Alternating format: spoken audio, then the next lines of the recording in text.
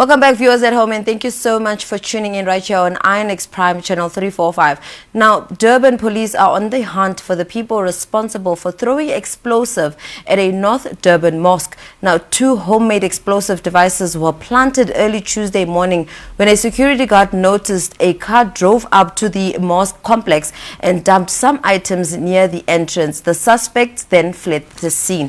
For more on this frightening incident, I'm joined by Dr. Faisal Suleiman, one of the mosque trustees and Sambed chairperson. Assalamu alaikum and welcome to INX Prime. Thank you for having me. Just a correction. I pray at the Masjid. I'm a Musalli there, but I am not I'm not a trustee or not involved in the management. But yes, I am the president or the chairman of this. There's 2 of them, chairman of Semnet. Yes. Jazakallah so much for the clarification, Dr. Faisal.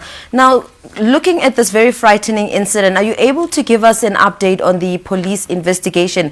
Have they identified some of the suspects yet, or are they still in the process of trying to figure who was part of such a very horrendous incident? Yes, no, there's been no leads yet. All we know really is that 2 white males came to the mosque, were busy doing something. A security vehicle, this was Sunday night, around about 2 o'clock in the morning. A security vehicle passed by. They, I think, got a bit concerned, jumped back into their car and left.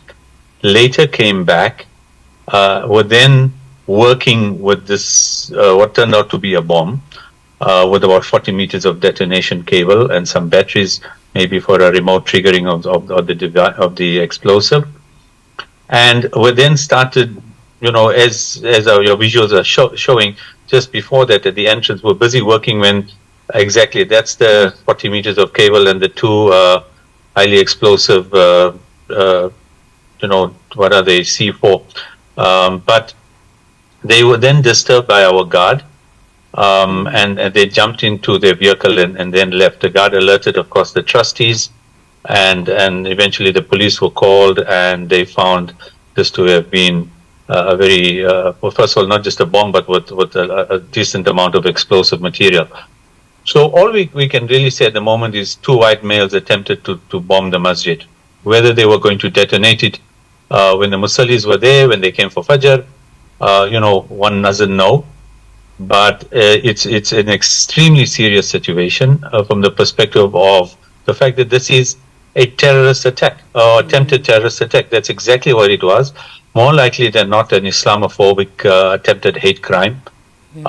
So even though we haven't made, as I think other communities would be screaming blue murder and etc. in the headlines, the fact is that this should make us all feel very concerned about mosque safety.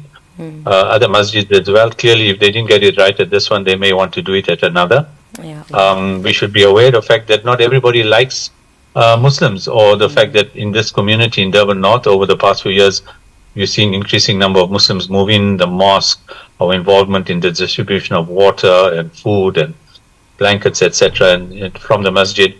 And this may be the work of either a fundamentalist of another faith group, or just someone who just doesn't like the presence of Muslims in Durban North.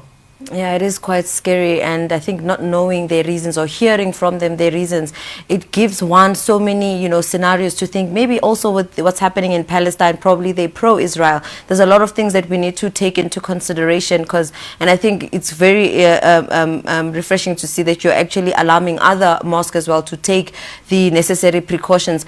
Now, Dr. Faisal, we believe that when the mosque was established in the area, there was some pushback. Do you also think that this could also be one of the reasons that they tried to, harm the mosque or the people who actually attend the mosque? So no, yes, there was a lot of pushback. I think it's very common for people who, wherever you find examples, previously white suburbs, when Muslims have moved in post 1994, and as demographics changed, people have wanted to put up masjids. They've been invariably turned out to be DA supporters, but white people in particular have objected to wherever people have wanted to erect a masjid. I think it happened in the Pretoria area. It's happened in Durban North, in a few suburbs in Durban, in the Western Cape, etc. So it's not an unusual scenario for this to happen. And you're quite right. There was a lot of pushback, resistance, petitions organized, etc. But Alhamdulillah, we were following the law and our religious rights, and eventually, it got passed. What has happened since then is, we've had this mosque open day where on the public holiday in September, on Heritage Day, many of the masajid that are part of this program run by SAMNET open their mosques to visitors.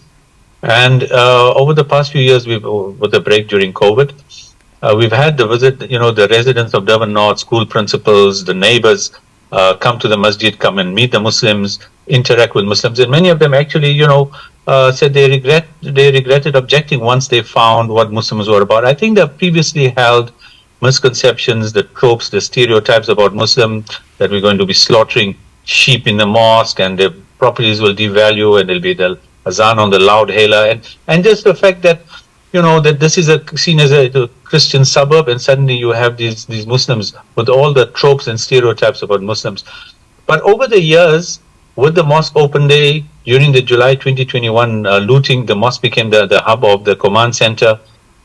Bread, milk were all distributed from the masjid to everybody, irrespective of faith and race, etc. We've had regular water outages. We had the floods where there was no water again. People have come to the masjid. The masjid as a borehole has opened a borehole to everybody's use. We've had Muslims who run these water tankers parked at the masjid, distribute free water to everybody. So I think by and large, the stereotypes have been, negated. But clearly from this act, not everybody is endeared to having Muslims or the masjid there. So you're quite right. One could speculate, as people watching may know, about 6 weeks ago, a Zionist, openly proclaimed Zionist, attacked a Muslim family and killed the mother, stabbed the father, brutally, and attacked a 14-year-old daughter. And he said it was because, his friends, his Zionist friends in Gaza were being killed by Palestinians. And that was his motive for this revenge attack. So could it be linked to that? I mean, we're all speculating now. Whatever it is, the objective fact is two white males try to plant a significant amount of explosive in the Durban North Masjid, and that's an attempted terrorist act. Now, in the statement released by the Masjid trustees, I mean, it speaks on, the Muslim community and the mosque, how it has become an asset, and I think alluding to what you said earlier on, distributing of water, distributing of bread and milk, amongst others, within the Durban North community since its establishment. What are some of the activities that actually take place at the mosque? Yeah, so look, a lot of it is what happens at most masjids. There's, there's gush, there's kitab reading, there are revert classes for reverts that take place. There's, the normal talim, etc. But over and above that, we've had, like I said, it was, established as a command center. We've had politicians come to the mosque and meet with the trustees and meet with community representatives, politicians from across the spectrum. The masjid committees themselves, engaged with the politicians, both during the point of getting the approvals, but also after that, because we live in the community. We need to start interacting. We've had engagements with the churches. We've invited them. We were invited to speak, to church groups as well in the area. So we have been building this harmonious relationship. And the fact that the masjid has been a source of water, bread, milk during these trying times has definitely endeared us to many of the groups. And I think what happened is all of those tropes and misconceptions they had about Muslims have dissipated. Also, as Muslims move in, you now see Muslims, and by virtue of the way we dress, we stand out. So even if the Muslims are a few number in this new suburb, the fact that you stand out at the garage, at the spa, at the pick and pay, at the robots because of the way you look and the way you dress makes Muslims stand out. So our visibility is much higher than our numbers. Because, if someone's not a Muslim, and the Indian or the African or the colored, and they're just walking around a supermarket. You don't know what religious background they come from. But a Muslim, beard, kurta, hijab, scarf, headscarf, abaya, whatever, you stand out immediately, you're visible. So I think our visibility is clearly there, much more than our numbers, the equivalent of our numbers. And maybe that is also not going down very well. That suddenly you say, wow, there's so many Muslims in Durban North. And therefore you've had these two white males of whatever nationality or religion we don't know, try to blow up the masjid. Dr. Faisal, Jazakallah so much. Unfortunately, we've run out of time, but we literally pray and hope that the suspects are actually apprehended and, peace is restored within the community, because you can only imagine what the community goers are like going through in their minds in terms of why this happened and trying to understand what could be the reasons behind such a very intended attack. But Jazakallah so much, for joining us this evening to just give us insight and, feedback on what exactly happened and what is the feel of the community. It's always a pleasure. And yes, I think people shouldn't be deterred, shouldn't be intimidated or scared in any way. This shouldn't, we just have to look at what the people in Palestine and Gaza in particular are putting up with. And so this should be absolutely nothing. We should not be intimidated, scared, fear-mongered or anything else. We must in fact do the exact opposite. Show our presence, show strength, show resoluteness, and continue to do what we're doing, whether it's our masjid or any other masjid. Inshallah. Viewers at home, that was Dr. Faisal Suleiman sharing in on what exactly happened at Masjidur Rahman, that literally, they found bombs and cables, amongst other things. Let's just make sure we keep them in our prayers, and all mosques actually make it upon themselves or take it upon themselves to ensure that they secure and are well aware of what's happening out there.